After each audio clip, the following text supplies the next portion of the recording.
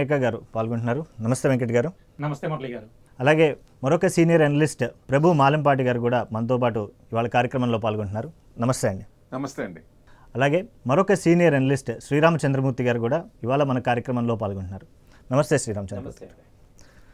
ముందుగా వెంకట్ గారు మీరు చెప్పండి, 2025 సంవత్సరంలో ఉన్నాం. అయితే సంవత్ 2082 అనేది ఎందుకంటారు? అసలు ఈ సంవత్ 2082 ఏంటి, 2025 సంవత్సరంలో ఉండడం, ఈ రెండింటికి డిఫరెన్స్ ఏంటి? క్లారిటీ ఇవ్వగలరు? సంవత్ 2082 సంవత్సరం అనేది మనకి ఎక్కడి నుంచి వచ్చిందంటేనండి, ఇది బేసికల్గా మనకు హిందూ క్యాలెండర్ కింద మనం చెప్పుకోవాలి. ఇది మనం హిస్టరీలోకి వెళ్తే ప్రీవియస్గా మనకి ఉజ్జయిని మహారాజు దగ్గర నుంచి స్టార్ట్ అయిందండి. సో ఉజ్జయిని రాజు ఎవరైతే ఉన్నారో విక్రమాదిత్యుడు, ఆయన ఈ విక్రమ్ సంవాత్ అనే దాన్ని స్టార్ట్ చేశారనమాట.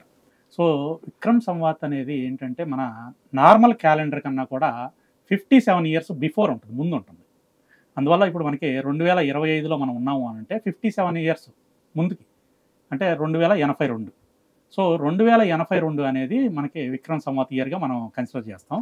సో ఈ విక్రమ్ సంవాత్ ఇయర్ మనకి స్టార్టింగ్ అమావాస్య నుంచి స్టార్ట్ అవుతుందండి. అంటే అమావాస్య రోజున మంచి రోజు అనే ఉద్దేశంతో వారు అప్పట్లో అది స్టార్ట్ చేసేవారు. సో ఈ టైంలో మనకి సాధారణంగా ఏంటంటే నార్త్ ఇండియాలో, సో సాధారణంగా ఈ మార్వాడీస్, రాజస్థానీస్ వీళ్ళంతా కూడా ఏంటంటే ఆ టైంలో ఏదైనా కొత్త బిజినెస్లు స్టార్ట్ చేసుకోవాలన్నా, లేకపోతే వాళ్ళ బిజినెస్ బుక్స్ని చేంజ్ చేసుకోవాలన్నా, సో కొత్తగా ఏదైనా ట్రేడింగ్ స్టార్ట్ చేయాలన్నా కూడా ఈ రోజు నుంచి స్టార్ట్ చేస్తారండి. అంటే మంచి ముహూర్తం ఉంటుంది.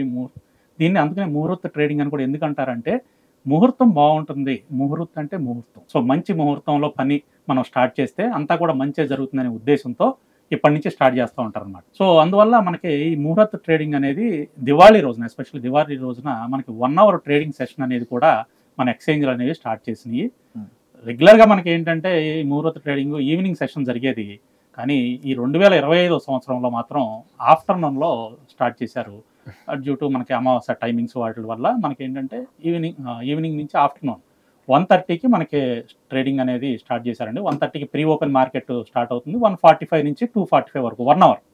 ఈ 1 అవర్లో ట్రేడింగ్ అనేది మనం ముహూర్త ట్రేడింగ్లో చేస్తాం అన్నమాట. సో ఈ ముహూర్త ట్రేడింగ్లో ఏం జరుగుతుంది అనేది అంటే, మనకి సాధారణంగా ఈ ముహూర్త ట్రేడింగ్లో కొత్తగా ఎవరైతే స్టాక్స్ కొందాం అనుకుంటున్నారో, అంటే మొత్తం అమౌంట్లు ఇప్పుడే పెట్టుకోరండి. సో ఫ్రెష్గా మనం ఇన్వెస్ట్మెంట్ చేద్దాం అనుకునే వాళ్ళు ఏం చేస్తారంటే, కొంచెం శాంపిల్గా కొద్దిగా తీసుకుంటారనమాట. సో ఆ శాంపిల్గా తీసుకునేది అంటే ఒక 10 లక్షల స్టాక్స్ కొందాం అనుకున్నారు అనుకోండి, ఒక 10,000 20,000 పెట్టి ముందు స్టార్టింగ్ ఈరోజు తీసుకుంటూ ఉంటారు.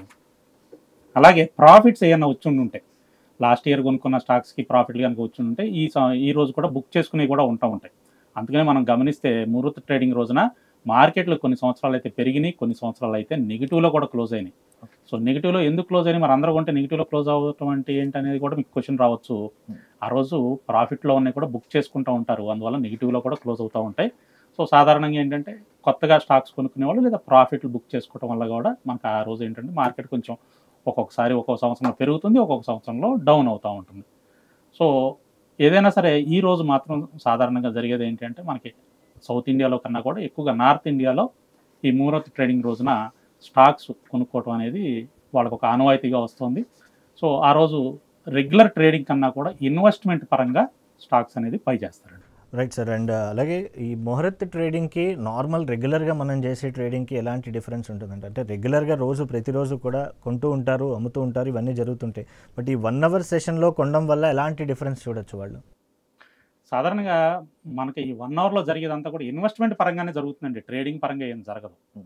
సో ట్రేడింగ్ పరంగా అంటే రీసెంట్గా ఇప్పుడు ఆప్షన్స్ అవన్నీ వచ్చిన తర్వాత ఈ ఆప్షన్స్లో 1 అవర్లో ఏదో ఆప్షన్స్ ట్రేడింగ్ చేస్తున్నారు, కానీ జనరల్గా జరిగేది ఆ రోజున ఏంటంటే స్టాక్స్ పరంగా ఇన్వెస్ట్మెంట్స్ చేసుకుంటూ ఉంటారండి. డిఫరెన్స్ పరంగా అయితే ఏమి లేదు, టెక్నికల్గా డిఫరెన్స్ అయితే ఏమీ లేదు. సో ఈరోజు మనం కొనుక్కొని ఈ రోజే కూడా అమ్ముకోవచ్చు, అంటే డే ట్రేడింగ్ అనేది చేసుకోవచ్చు. అయితే ఒక్కటే ఏంటంటే మనకి ఆ రోజు క్లియరింగ్ హాలిడే అనేది ఉంటుంది కాబట్టి ఈ రోజు కొన్న స్టాక్స్కి డెలివరీ అనేది నెక్స్ట్ డేని జరుగుతూ ఉంటాయి. సో నెక్స్ట్ డేని మనం అమ్మలేము. బేసికల్గా ఏంటంటే ఈ రోజు కొనుక్కొని నెక్స్ట్ డే అయితే అమ్మలేము, ఎందుకంటే మనకి ఈ రోజు క్లియరింగ్ హాలిడే ఉంటుంది కాబట్టి. ఆ ఒక్క డిఫరెన్సే ఉంటుంది, కానీ రిమైనింగ్ అంతా కూడా నార్మల్ రెగ్యులర్గా ఎలా జరుగుతూ ఉంటుంది అలాగే జరుగుతూ ఉంటుంది. బేసికల్గా దాన్ని ఒక ఇన్వెస్ట్మెంట్ డేగా మనం చూసుకోవాలండి. Right sir. అండ్ సార్ ప్రభు గారు మీరు చెప్పండి.